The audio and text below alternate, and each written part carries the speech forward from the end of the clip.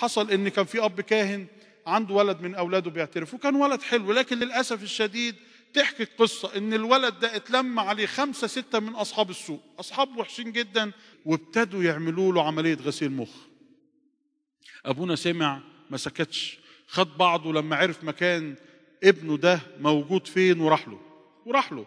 اول ما دخل المكان اللي موجود فيه هذا الولد واصحابه ال6، ابتدى يسمع اللي محدش يقدر يسمعه، شتيمه واهانه وضرب وزغد ونتف الشعر، حاجه صعبه جدا جدا، لدرجه ان صعبت عليه نفسه، فابتدى كده يصلي في سره.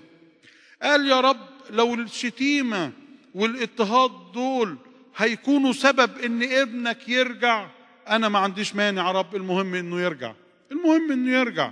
فجأة بعد وقت طويل جدا اصحاب الولد ده عمالين يهنوه ويذلوه، فجأة الولد وقف وقال لهم مش عايز اسمع كلمة تاني، ومحدش يمد ايديه على ابونا، ده ابويا.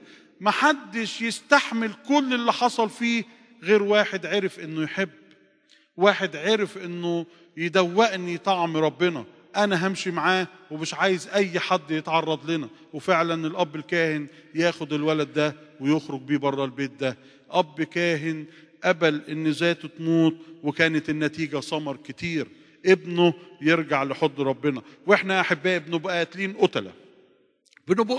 قتلة ونصرخ ونقول احارس انا لاخي، هو انا ما عملتش حاجة.